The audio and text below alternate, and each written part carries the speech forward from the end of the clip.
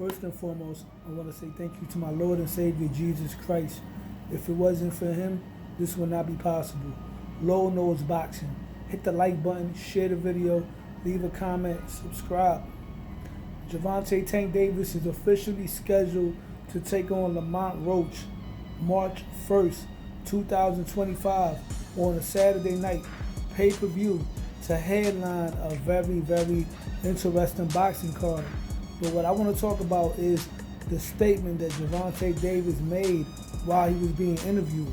He said that after next year, which is 2025, that he plans to retire from the sport of boxing.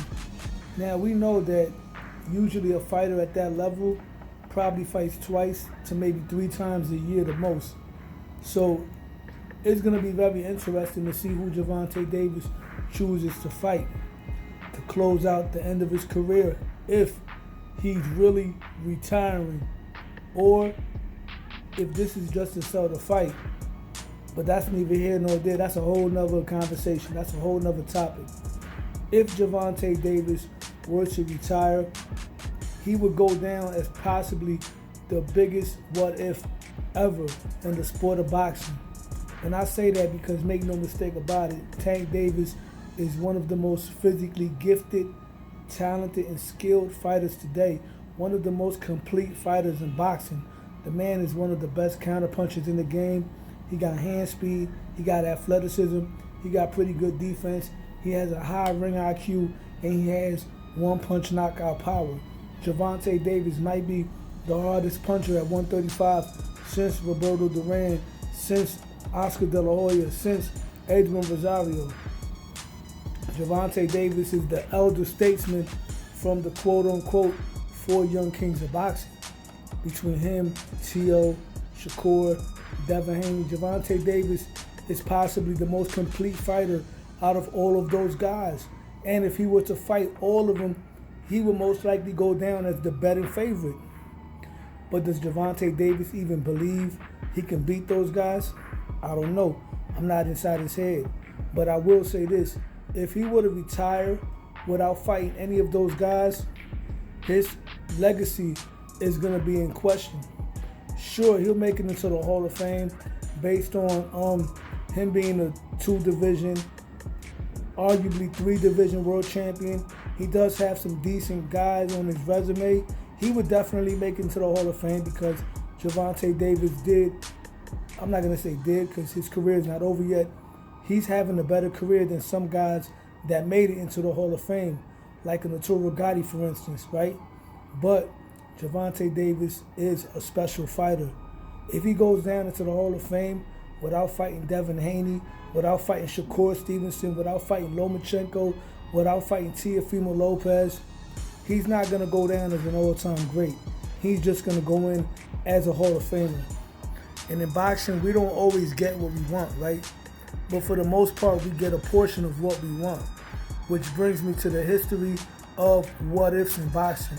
Now, I'm not talking about what-if in terms of the career of a fighter. I'm talking about what-if in terms of fights that we could have had. Fights that were between guys that were in the same era, but those fights never materialized. Like, we never got a chance to see Sugar Ray Leonard versus Aaron Pryor, but he did face everybody else. We never seen Felix Trinidad versus Ike Corte, but we did see him against Oscar De La Hoya, Fernando Vargas, Pernell Whitaker, Obakar, and those guys, David Reed, Bernard Hopkins.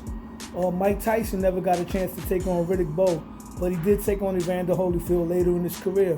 Gervanta Davis has not taken on any of his nemesis, any of his contemporaries, and he is the face of boxing for American boxing, right?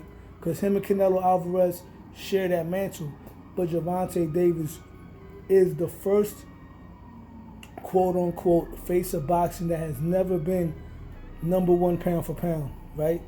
Throughout the history, the faces of boxing would be like Muhammad Ali was the face of boxing at one point in his generation. Sugar Ray Leonard was the face of boxing during his time. Iron Mike Tyson was the face of boxing at one point.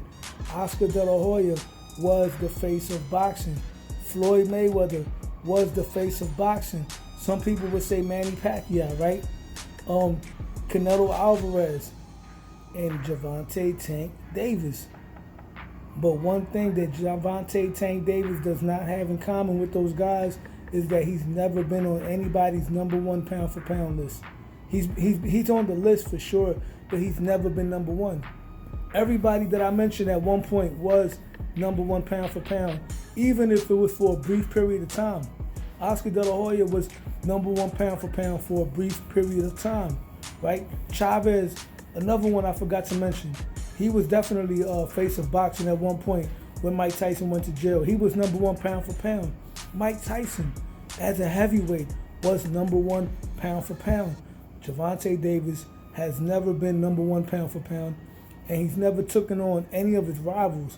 Maybe with the exception of Ryan Garcia, but Ryan Garcia at the time was considered not ready for Gervonta Davis. That's a win that's going to have to age in order for Gervonta Davis to get the proper recognition for that win. And it could have aged well, but being that that victory over Devin Haney is tainted, there's always going to be a question over that win.